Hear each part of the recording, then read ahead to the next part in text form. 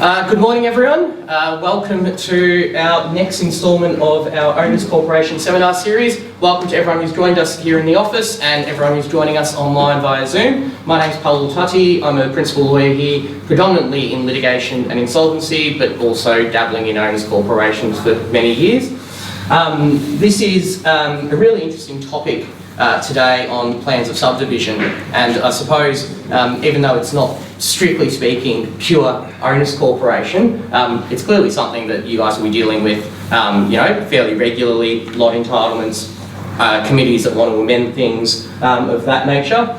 So this morning we've got three people who will be talking to us about this. Deb Andronaco, one of our senior associates, is going to kick this off. So I might just welcome her up now and we'll get going. Deb.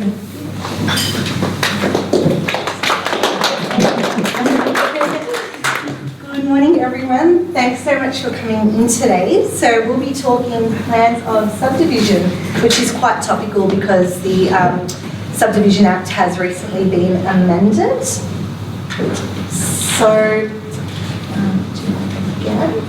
So I've pulled out a couple of the sections that would be relevant to owners corporations with respect to either creating a new plan of subdivision or amending a current plan.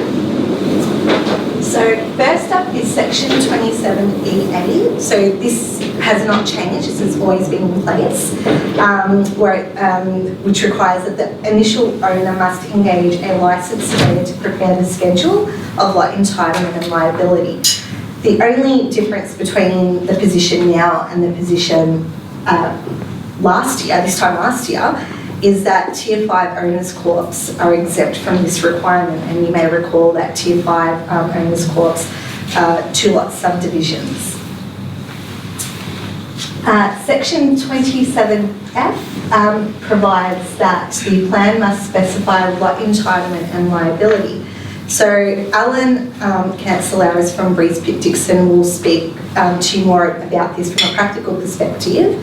But what I wanted to draw to your attention is that with the 2021 amendments, lot liability must be equal unless there is a substantial difference in the size between the lots. The lots have a different bearing on the management, consumption or use of common property, utilities and the common property, or the number of occupiers in each lot has a greater bearing on the consumption or use of the common utilities or the cost of maintaining the common property than the size of the lot. The amendments also provide that lot entitlement must be allocated on the basis of the market value of the lot and the proportion that value bears on the total market value of all the lots. So the effect of these amendments is that developers are now unable to give the lots that they retain a disproportionately low liability and a high lot entitlement. So they now have to abide by those guidelines that are now in section 27F. So that is that one.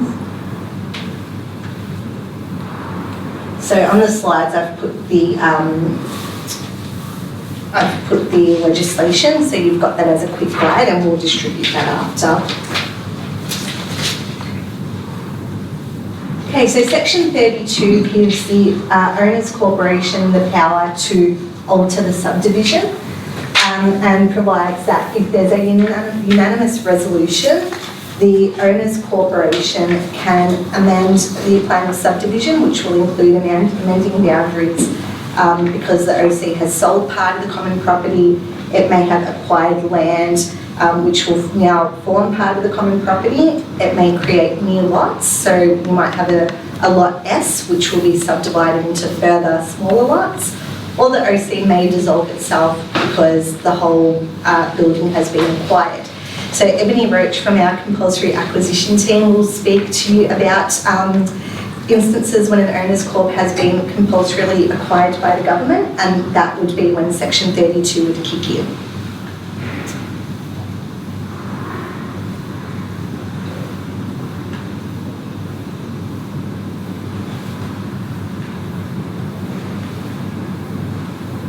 Okay, so section 33 provides that the owners corporation must pass a unanimous resolution to amend the schedule of entitlement and liability.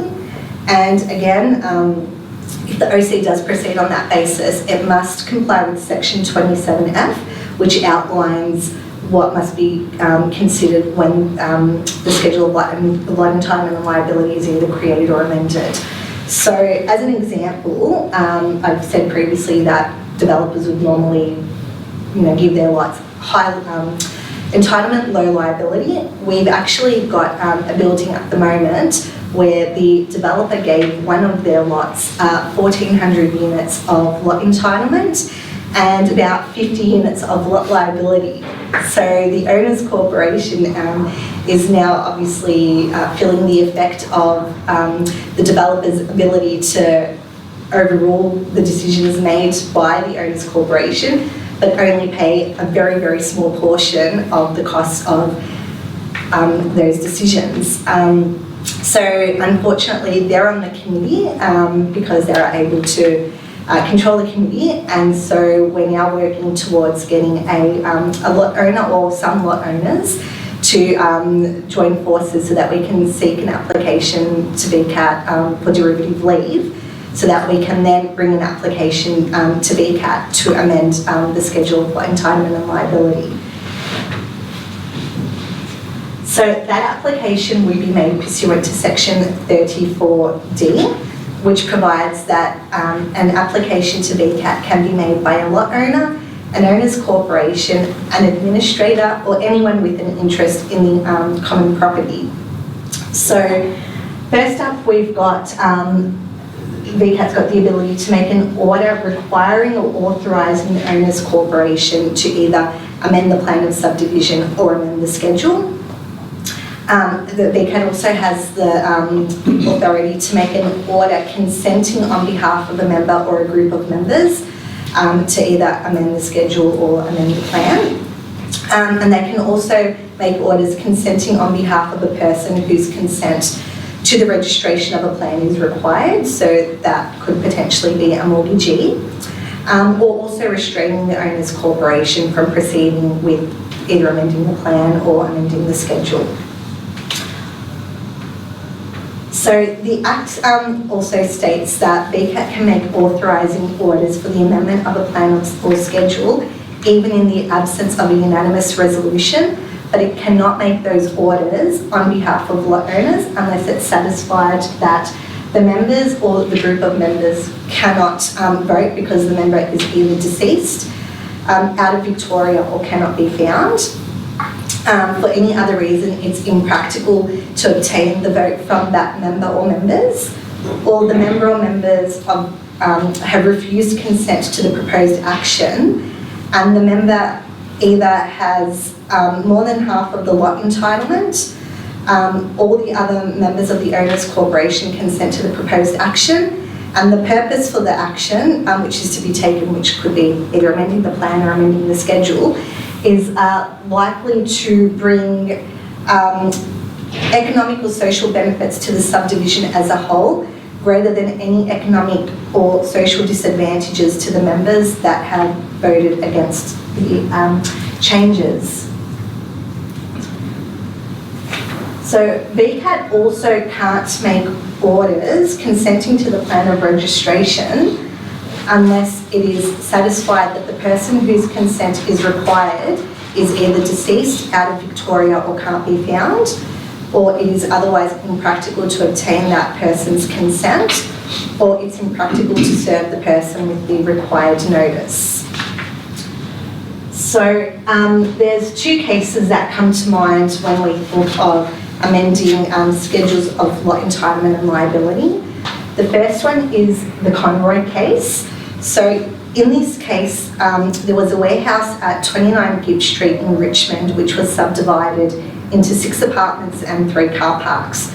Throughout the years, the schedule of lot entitlement and liability was amended, and it was finally finalised by 1994. So Concept developers owned Lot 11 and Lot 12, Lot 11 had 15 units of lot entitlement and 4 units of lot liability, and their lot 12 had 35 units of lot entitlement and 9 units of lot liability. Conroy and Daintree Gen Proprietary Limited brought an action to VCAT because they owned lot 16 and 17. Lot 16 had 2 units of lot entitlement and 4 units of lot liability, and lot 17 had 9 units of entitlement and 16 units of lot liability. So the purpose of the application was to seek orders for the alteration of the lot entitlement and liability of all the lots based on the valuations and the proportions that they believe to be just and equitable under Section 33, and also for an order of VCAT authorising the OC to apply to the Registrar of Titles for the alteration of the lot liability. So that would be under Section 34D1A of the Subdivision Act. The OC had not sought a unanimous resolution, and consent had also not been sought. So counsel for Conroy and Daintree submitted that Section 34(1)(a) of the Act was a separate and independent power, and therefore the OC could make an order without having regard to Section 34(1)(b). So 1A is an order authorising the OC to do something. 1B would be an order consenting on behalf of the lot owners. So Conroy's counsel said that an order could be made authorising without having any regard to an order consenting. However, counsel for Concept Developments disagreed and said that an order authorising the OC to register the amendments had to be made in conjunction with an order consenting on behalf of those lot owners that withheld consent. The member at VCAT agreed that Sections 1A and 1B were independent and proceeded to make an order authorising the registration without making an order consenting. That decision was appealed to the Supreme Court, and the Supreme Court, which was presided by Justice Gard, ruled that the application under Section 1A could be made without having any regard to Section 1B. Another case on this issue is the case of Nelson, which again, the Excelsior building was a commercial building and subdivided and redeveloped into residential apartments. So this is one where there was a Lot S, which was further subdivided. Because Lot S had a low lot entitlement and liability, when the lot was subdivided, that particular lot entitlement and liability was divided amongst those further lots. There wasn't a rejigging of the schedule so that it was proportionate to what the other lots were paying. So the OC in this particular case did issue a postal ballot to seek the unanimous resolution to amend the schedule of lot and liability.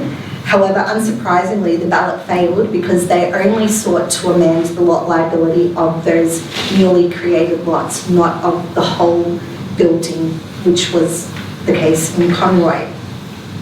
So the Owners Corporation, in this particular case, issued the application under Section 34D to seek an order requiring the alteration of the plan of subdivision in the way proposed in the resolution, which was just to bring up the lot liability and entitlement of those newly created lots.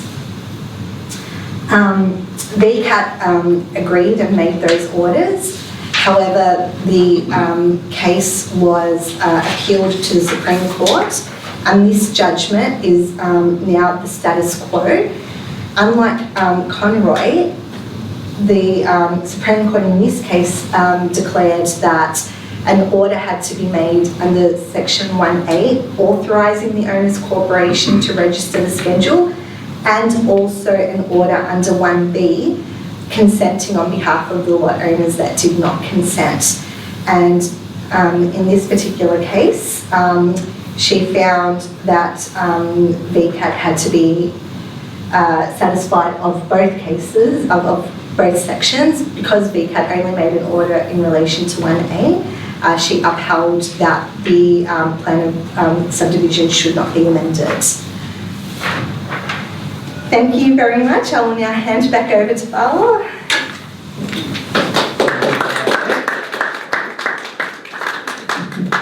Thanks for that, Deb. Got the little buzzer. Pressing the right one. No, I'm not. Sorry. That's all right. There we go. Thanks for that, Deb. Obviously, there's a bit of case law, and I think Deb might, during question time, explain to everyone what she actually thinks about that latest Supreme Court decision, which I know has caused angst amongst a fair few people. So we've obviously heard about the law now, we've had a look at the sections, but one of the obvious issues is, well, in practice, what does this all mean? How do you actually go about doing this? What are some of the real practical issues that owners, corporations and other people are going to confront when they're doing this? We're very pleased today that Allan from Breese, Pitt, Dixon has agreed to join us. He is a project manager, I think is the right title, there, and we're very pleased that he's here to talk us about, as I say, these practical issues in actually applying the law, applying the new legislation, and some of the issues that arise when doing this. So please welcome Allan.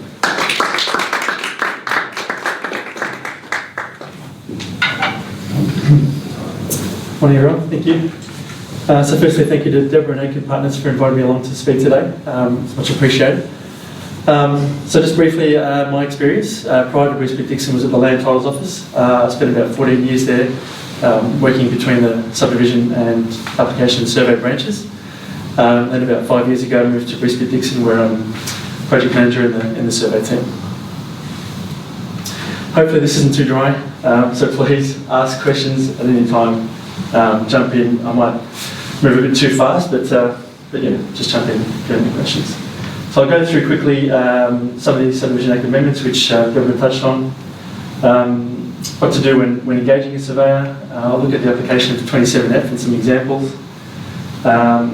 Also the effect of plan amendments on new titles at registration can be a bit of an issue at times. And then I'll go into some common examples, issues and other considerations. But yeah, questions at any time, please.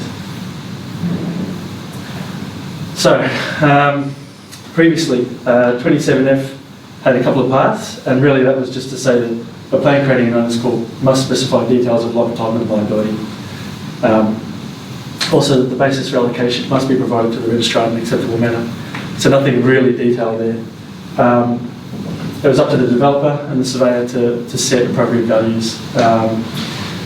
For apartment subdivisions, we normally went by area, or something loosely based on the area, and they were generally the same for entitlement and liability. For a land subdivision, it could have been equal, or something else that might have been appropriate at the time.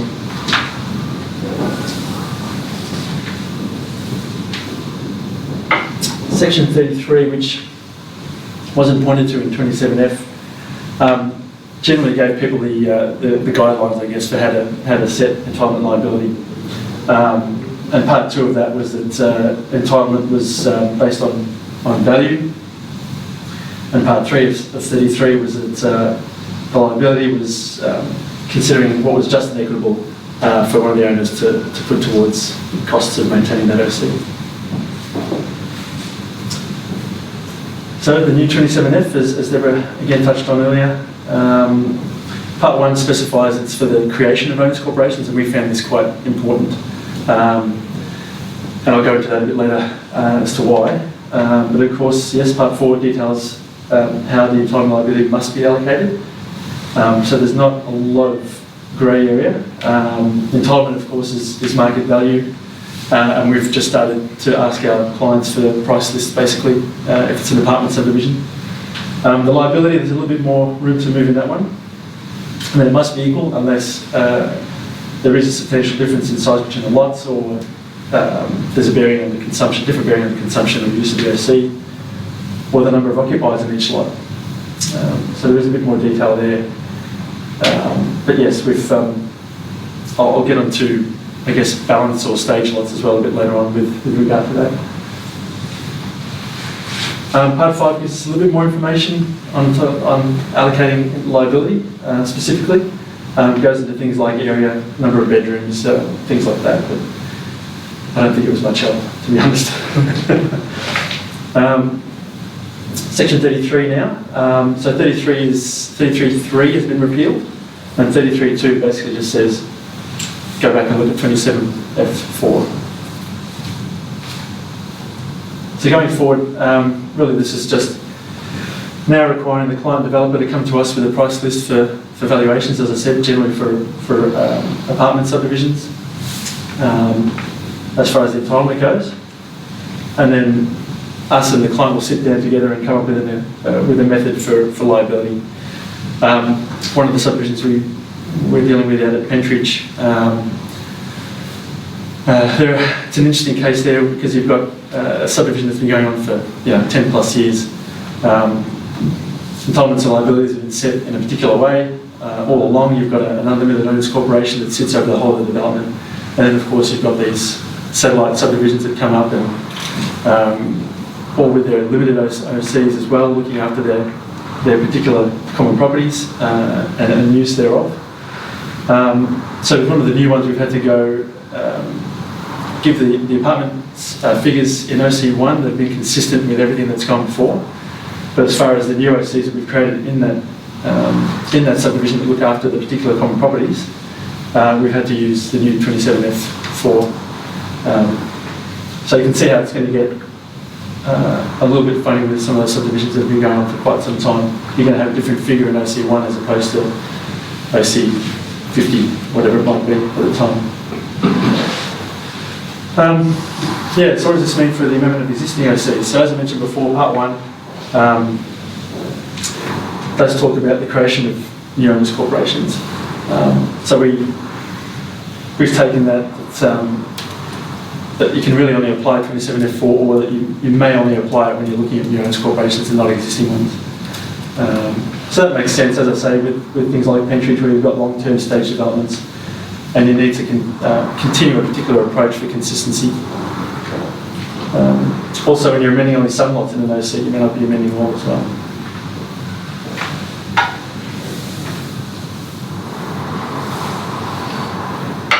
So engaging a surveyor.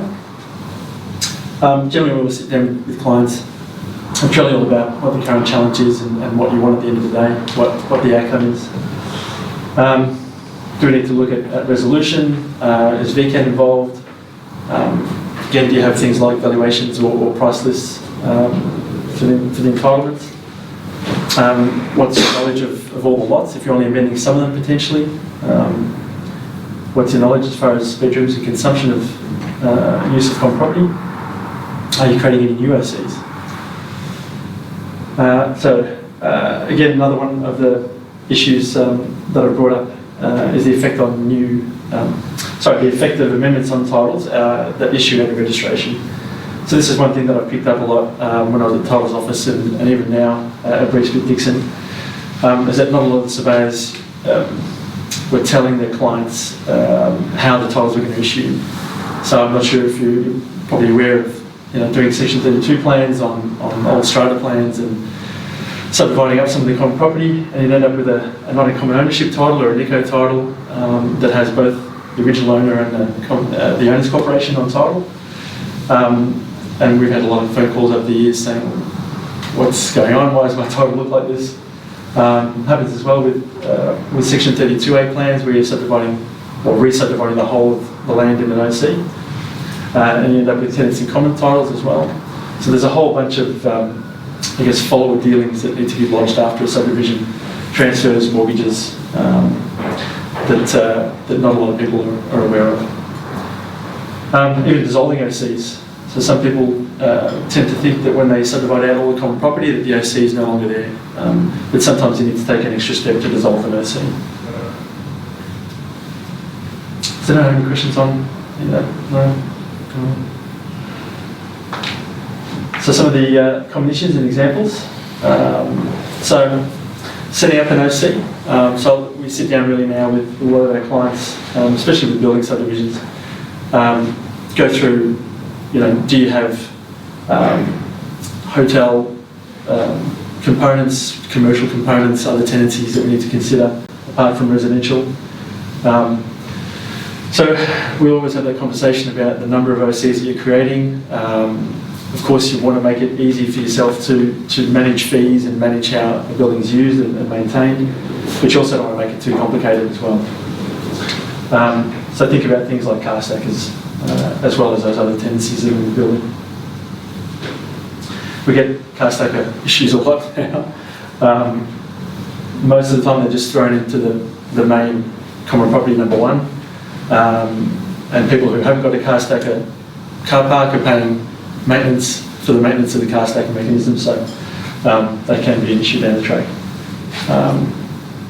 We are finding that a lot of people are trying to get around amending title formally, or amending, oh sorry, yes? With regards to car stackers, is there any broad consideration of that being private property because exclusive use only set components? Yeah, certainly, yeah. I mean, if there's only one owner, I guess, or one particular apartment that used the car stacker, if there's only doubles, and if they were, I guess, independently able to be independently maintained, you might be able to put them within a lot and allow the lot to maintain them. Yeah, for sure, for sure. Yep. Yeah. There's been a lot of changes over the years with how notations on plans of subdivision around car stackers have been allowed to be used. They've changed now. They used to want to have half a dozen notations on the plan around the car stackers, and now they say, no, just remove it, put it in whichever common property you want to put it into, and let them deal with it down the track. Yeah.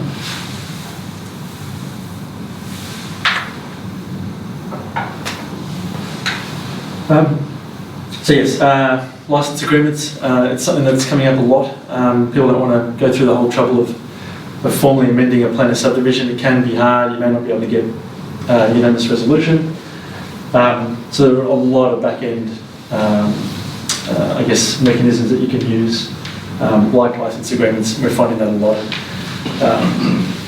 Shopping centres especially, where you've got common area, walkways and such, and then you've got your Coles, and they want to put all their trolleys out in the common walkway.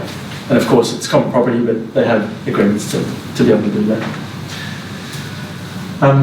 One thing I wanted to touch on, just quickly back on that. So if you did want to, I guess, make sure that you were able to formally amend the title and you were able to do it easily enough, what we sometimes suggest is looking at the end product and then working backwards, and how hard that might be to amend the plan of subdivision. If you set up 3 or 4 different owners corporations and common properties, and it's quite complicated, I mean, it's obviously going to be more complicated to work back from that if you need to, or make amendments to that. So yeah, just something to think about in terms of membership of OCs as well. So stage lots. So I know Deborah touched on this with S lots.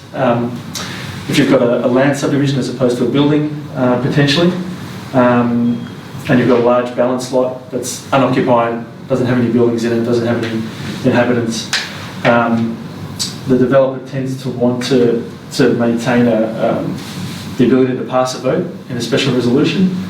So we tend to look at giving them 75% of the entitlement. And you can still argue for a 1 liability as well. Obviously they don't want to be paying fees, they're going to have quite a big bit of land compared to everyone else. And we believe that via 27F you can still argue for that 1 liability as well. So a couple of examples that I wanted to go through that have had some issues recently. There was one down in Patterson River. It's a nice development, but it's sort of satellite subdivisions that surround a lake or a waterway right in the middle of it. So everyone has views out to this waterway because, again, it's been going on for quite some time. Some of these subdivisions haven't quite been done properly, we believe, at the time, in the sense that all the developed lots from the particular satellite subdivision fed back into OC1, which is the unlimited overall OC, but they didn't create limited OCs to look after the particular common property in those developments.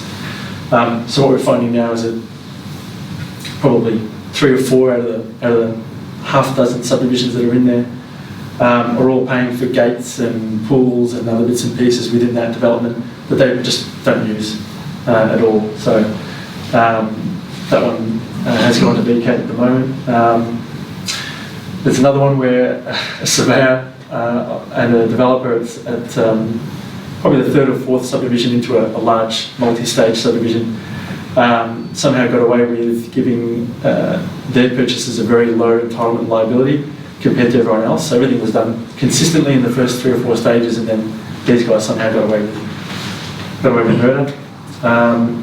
So it's now at VCAT, and they're looking at how it was previously allocated under 27F and how it should be now, potentially under those changes.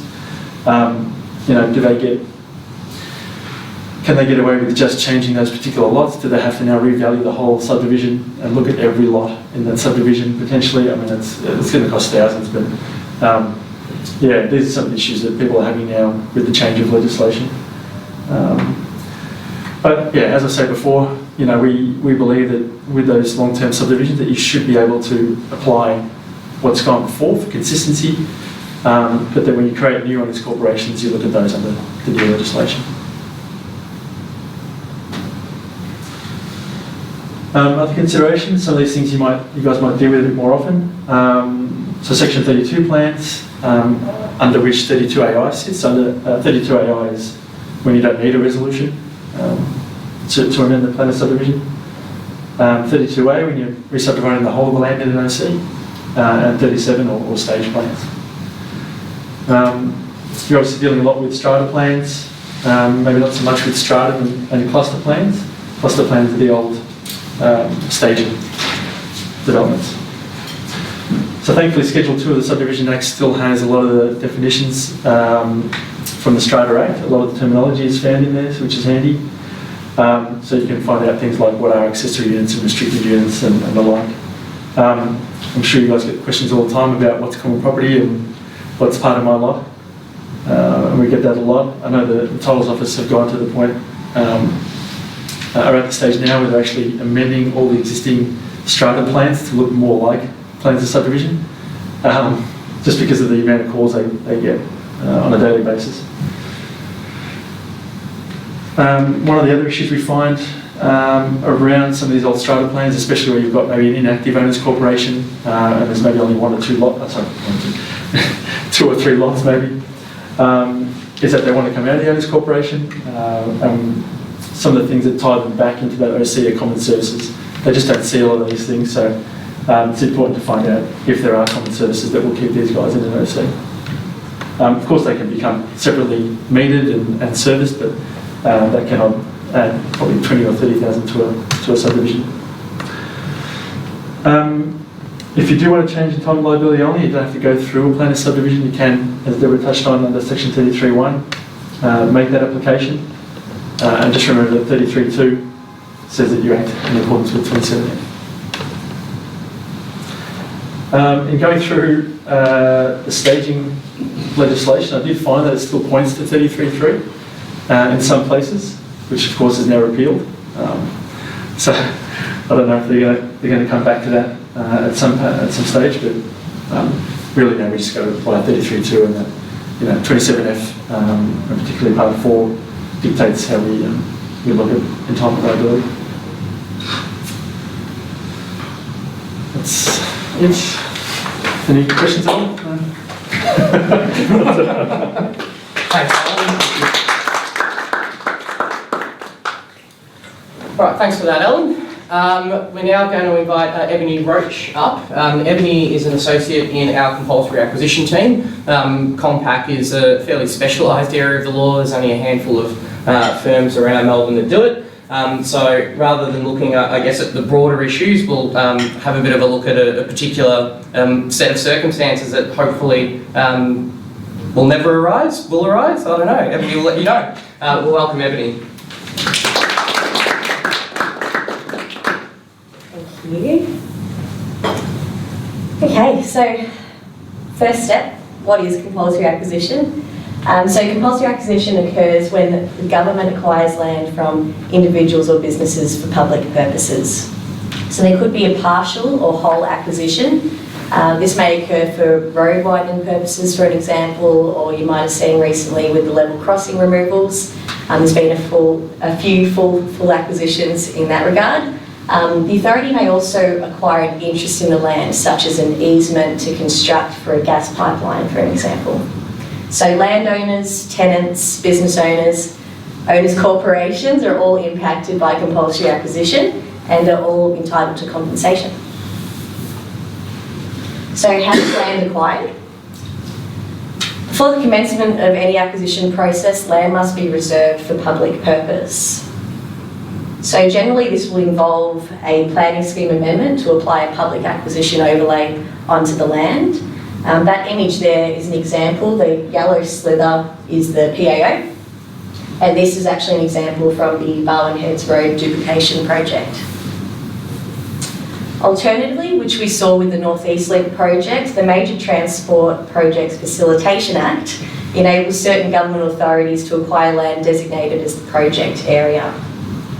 So where land is subject to a PAO, all further use and development or subdivision of the land will generally require a planning permit, and those permit applications need to be referred to the acquiring authority to ensure that it doesn't prejudice the intended use or the intended future use of the land. Interestingly, there's no expiry date for a PAO, and it can be put on the land indefinitely. For an example, Melbourne Airport Rail, that's been on there for about 20 years so far, and I think we're nearly there. So it also can be removed. Now, if you do suffer any loss as a result of the PAO being on the property, there is an opportunity for you to claim compensation under the Planning and Environment Act. For an example, if you sell the property for less because of the public acquisition overlay, that difference in the amount, you can actually get compensation under that Act, under Section 106. So the compulsory acquisition process, just briefly, the first step is the notice of intention to acquire. This needs to be served on everyone with an interest in the land. So if we're looking at owners' corp property, you need the registered proprietor, mortgagee, tenants, and the OC. They all need to be served with this notice. And it's at this stage that you'll also identify how much the authority is looking to acquire and when. That's arrows in a weird position. Within 2 to 6 months, the authority will serve a notice of acquisition. So this is the relevant date. This is the date that ownership of the acquired land automatically transfers to the authority. Within 14 days of receiving the notice of acquisition, the authority will serve you with an initial offer of compensation. I'll speak briefly about the entitlements to compensation shortly. However, then you have 3 months to respond to that offer. So you could accept it in part or in full, reject it in part or in full, but that's referred to as your claim for compensation. The authority then have 3 months to respond to your claim. So if your claim is very far apart from the authority's offer, what will likely happen next is we'll go to a valuers conference where your independent valuer will sit down with the authority's independent valuer. They'll try and narrow down the issues in dispute and try to reach an agreement. I'm not sure why it's doing that, but then negotiations will occur. And if you're really unhappy and you can't reach an agreement, there is an opportunity for you to refer your claim to VCAT or the Supreme Court. So I'm going to briefly run through some entitlements to compensation. For landowners, and in particular, you have the market value of the property as at the date of acquisition. So we have seen with, for example, the North East Link project, it may be acquired, say, December 2020, but we're looking at compensation about 6 months later, and if our claimants are saying, well, hang on, if you go sell the land now, it's probably worth $100,000 more. But unfortunately, the Act restricts it to the date of acquisition. Salatium, this is an interesting, funny word, but it's any non-pecuniary intangible loss that you suffer. So we call it the pain and suffering payment, and you can actually get up to 10% additional of the market value, only in exceptional circumstances, I might have to add. Disturbance losses are any out-of-pocket expenses incurred as a result of the acquisition. So particularly for landowners, if you are purchasing a replacement property, your stamp duty, conveyancing fees, title fees, they're all recoverable from the authority up to the agreed market value price. So you couldn't go and purchase $1 million property and claim stamp duty if your property was only worth $600,000, for example. Legal valuation and all professional expenses that you incur that are reasonable and necessary are all claimable with the authority. So really you shouldn't be getting out of pocket for any of your legal professional expenses, as you didn't choose to be acquired, so that wouldn't really be fair. So for tenants, again, legal valuation and other professional expenses, I do want to add that that is on top of every other claim for compensation. So that doesn't actually get taken out of your market value, for an example. Apportionment of rent, so if it is a partial acquisition, there's an opportunity for you to apportion your rental amount because you're not leasing the same amount of property that you did in the before. Disturbance losses, again, let me just check. So disturbance, your relocation costs, so removalist costs, storage costs, all of that would form part of your claim for compensation. For an example, we did do some work for a Cheltenham crossing removal, and there were 4 units there. 2 of the lots were acquired, 2 were left, and substantial common property was also acquired. So each unit had their own entitlement to compensation together with their owner's corporation entitlement and their share. Profit rental. So profit rental is if you were paying under market rent, you would be compensated for that difference in the amount for the remainder of your lease term. So as you can see, there's a number of entitlements to compensation that are available to different interests. Now, from the business owner perspective, any disruption to the business, so if you are required to move and you suffer losses as a result of the move, we engage an independent expert business valuer, forensic accountant to assess those losses. It also includes any fit out and relocation costs to fit out the new property. In our view, this also includes any loss of income derived from the OC. So we have to consider how it's assessed and the duration of their appointment too. Again, legal valuation and other professional expenses. Profit rental claims also available to business owners. So if you cannot relocate your business, you can actually claim the extinguishment of your business. So the forensic accountant will value the value of your business, and that's the claim that you would bring. And we do see that a bit with some of the North East Link project. They basically wiped out Bulleen, so a lot of people could not move or did not find a place to move, or they were older, they couldn't start again, and it was not reasonable for them to start again. So we've made an extinguishment of the business claim for those people. So it's not a lot of OC case law at the moment in relation to acquisitions. But in the Lee case, the issue here was that the authority provided 2 notices, so one to each lot owner and also one to the OC. So it was found that separate notices, separate interests, all entitled to compensation. So this was where large common property area under the OC was actually fine. I don't need that page, that's fine. So VCAT found that the unit notice had relevant interest in the land, which included the undivided share in the property. So it was appropriate to determine the amount of compensation to be paid for acquisition of those interests. So the private unit owner would also have a right to the OC property and their private lot. So as a result of this case, we see that the notices will now acquire all interests, so kind of like a catch-all provision under the one notice. So some upcoming projects to look out for. Suburban Rail Loop. Now this is a major project that's about to, well, if it gets accepted, it will start up. And there are a few buildings that will be looking or earmarked to be acquired actually. Melbourne Airport Rail, after 20 years, we're thinking that's about to start up. It does have some funding, so Yang Ying Road Stage 2, plus a whole lot more. If you had a look at the federal and state budget, there's a lot of projects going on at the moment. So who are we and how can we help? So we've represented landowners, tenants and businesses in most of Victoria's projects in the last 15 years. Our team only deals with compulsory acquisition day in and day out. Our compulsory acquisition team has more than 2 decades of combined experience, and this is the one that we are very proud of. We never act for the authority, government departments, councils, or any other acquiring authorities for any project. So we purely only act for claimants. So our team, I'm joined along with Andrew Blogg and Natasha Oslands, who are principal lawyers in the team. If you do have any questions, or you know someone that may or potentially be impacted with an acquisition, please feel free to reach out to one of us. We'll be happy to help.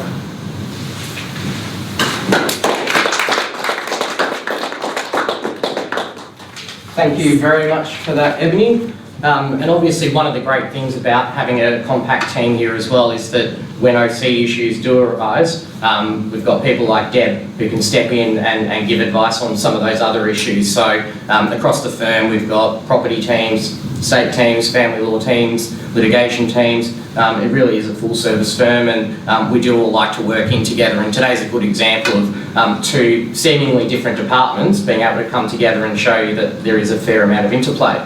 Does anyone have any questions for any of our presenters today? For Yvonne? Yes.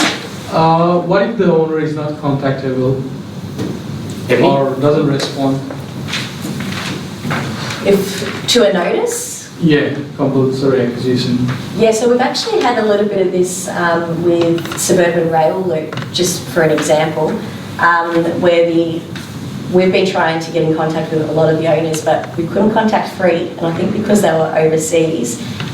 Once the acquisition happens, that's it. Ownership of that automatically transfers to the authority. So not much is the answer. It just happens. As soon as that acquisition is served, all the interests are required and they're all transferred to the authority.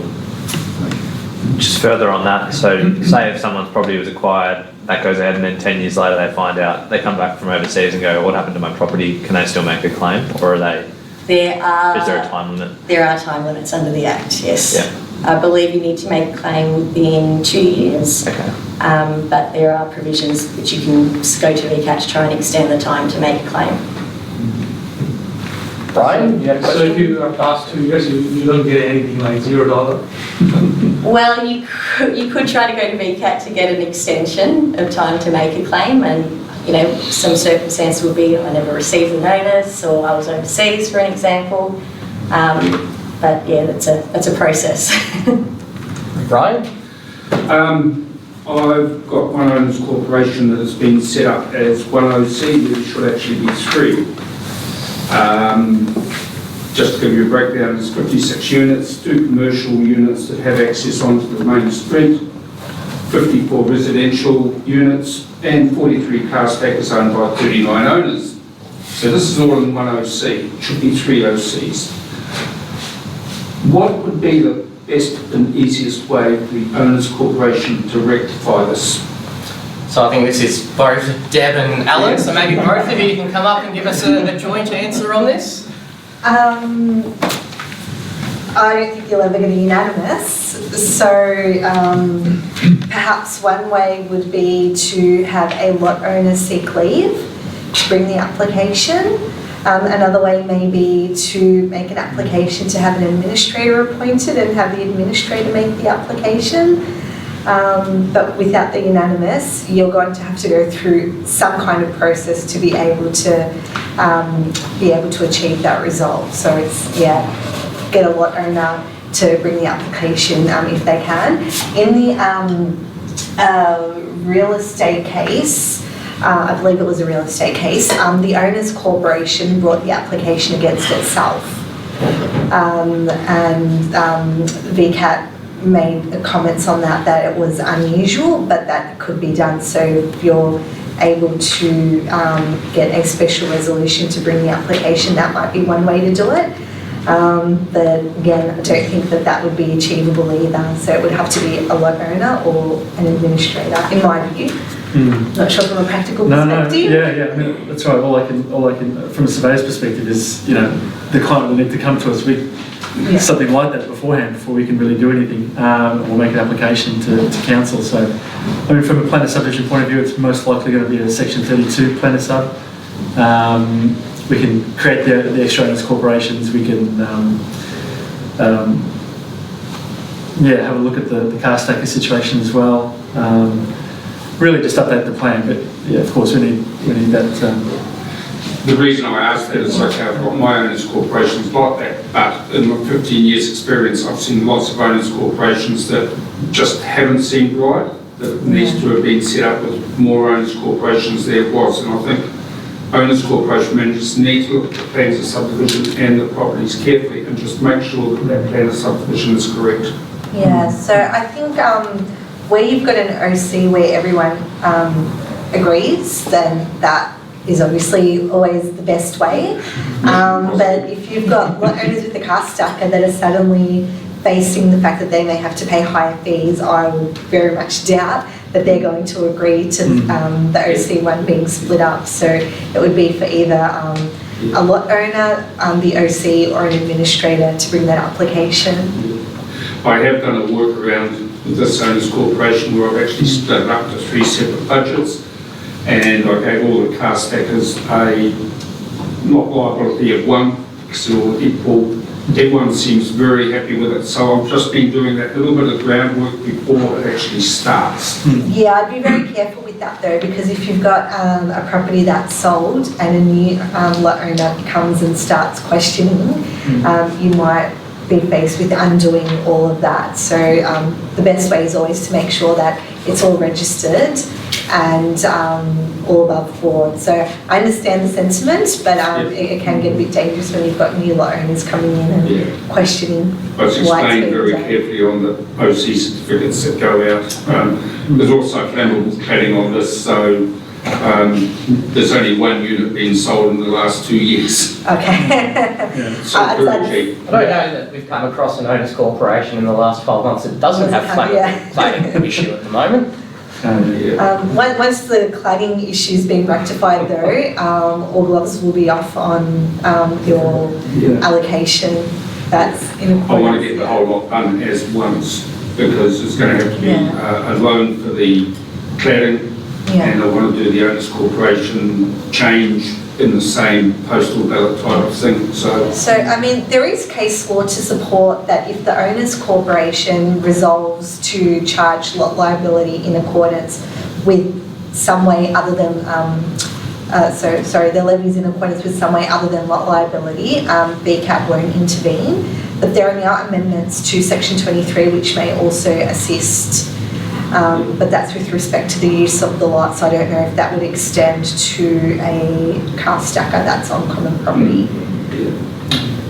Any other questions? Yeah. Devil's advocate, state development, occupancy being granted for the state development. Developer still owns everything in the stage S2 or whatever. Choosing not to go to Untitled and reap the benefits of said structure. Of the said structures, so liability is extremely low. Entitlement is extremely high. Doesn't do the final bit, which is subdivide, but occupancy, rental, everything business as usual. So this was the case that I was mentioning before, where you've got a large balanced stage lot, high entitlement, low liability, look, it's always going to be a case-by-case basis. I think with us, we know the clients that we're working with, guys who want to go down that path. We know that there's going to be further subdivision. They're not going to sit on it. They may unsell it, I guess, as a stage lot if they either run out of money or don't want to develop it any further and say, well, this is up for sale and you can buy it. But I think going forward, they won't be able to really subdivide that lot and do anything with it. Now with 27F the way it is, they can't really get away with things that they used to. I don't think anyway. Any new lots that come out of that development will have to have the appropriate entitlement liabilities. But yes, in the meantime, you're right, they're going to have almost zero fees and all the voting rights. But yeah, with some of these large developments, we couldn't see how a developer could function generally day to day without being able to do certain things, and not have to go to 500 or 600 different apartments and get consent. An extension of that question, I actually live in Coburg in Cambridge. Oh, okay. Oh, cool. All right. And so I've got intimate experience in that. Yeah. So the question I have is probably can't be answered in the sense that they have to develop something called a master plan, obviously, of how things are. Yeah. Can it not be defined, articulated in the master plan of how it's going to look down the road? So that gives guidance of what's happening 3 years time, 5 years time, and so forth. It's all there. Yeah, certainly, and I think the current developers of Pentridge do have one. I'm not sure if it's been circulated publicly or not, but they do have an overall master plan of what it's going to look like at the end of the day. I know they're very committed to developing Pentridge and doing it the right way. So yeah, it's great that you have that experience there. I know it's been in 2 or 3 different hands over the years, and but yeah, the current developers are great.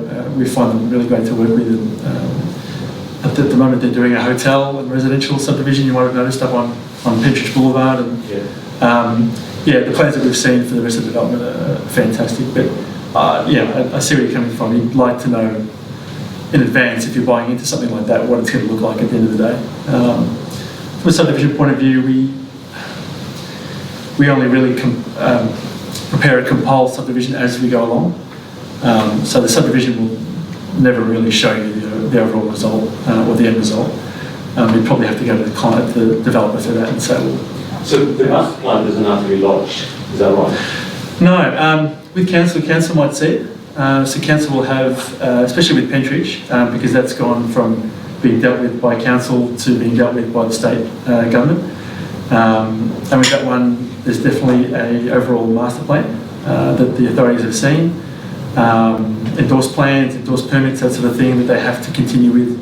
There are agreements in place on title as well. So there's a lot of mechanisms in place for that development to happen the way it needs to happen. It's likely that it's all publicly available, I'm sure, now, but how you would access that, I'm not sure. But yeah, I can find out for you. That's what I'm trying to get to, because you can't go to non-titles. Yeah. Freedom of information through council, I'd expect you to be able to get a copy if they've got it. Yeah. You can open lots of doors, but very few open it. That's why I said FOI, freedom of information. That's probably the way to get it. Yeah. Maybe we can talk offline. Yeah. Sure. Any other questions? Yes. I've got an owner in an OC who's made an application to VCAT to have the plan of subdivision varied. There was no unanimous resolution from within the OC because the outcome the owner is seeking is the exchange of an accessory car park lot with common property. And under the Act 32AB states that an owners corporation cannot require compulsory acquisition, which would be the case with giving over the accessory car park lot. Is there any case law that suggests that VCAT would be inclined to grant an order for such an exchange of property?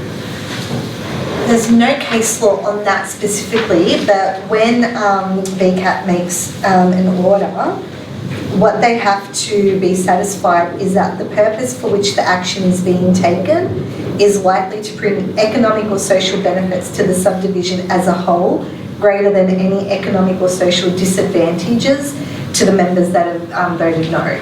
So that's something that the OC, that VCAT would have to consider. I think that they would probably have a tough case making that out, but I suppose it depends on why they want to swap. So I've acted in a subdivision many years ago where the OC did swap common property and private property, but it was throughout the whole subdivision. So getting the consents was a nightmare, to say the least, but because it was happening almost across the board, it was going to be much easier to make that application if we had to go down that path. But when you've only got one lot, I can't see, I mean, I don't know the full reason why they want to swap it over, but I can't see them making that order without a compelling case. We're going to have to wrap it up because it's right on 9 o'clock. I thank Deb and Ebony obviously for presenting. Big thanks to Allan for coming along and joining us today. Again, thanks for everyone who's come here in person, everyone who's online. We will be having another one of these in about 6 weeks or so, so we'll send out an invite. If anyone's got any feedback on these sessions, if there's any topics that you'd like us to put a presentation or a seminar around, please do get in touch. Hopefully we will get a survey out shortly, so it'll only be a couple of questions which will include, you know, is there a particular topic that interests you? What are some of the issues that you're facing at the moment as OC managers? And we're happy to put something together. And the other thing we'd like some feedback on is just the timing of these seminars. We've had a couple of these in the morning, a couple of these in the evening. Obviously it's different for everyone, but if people can give an indication of do mornings work better for you, evenings work better for you, we'll be very grateful for that feedback. Once again, thank you to our speakers. Thank you for attending. Have a good day.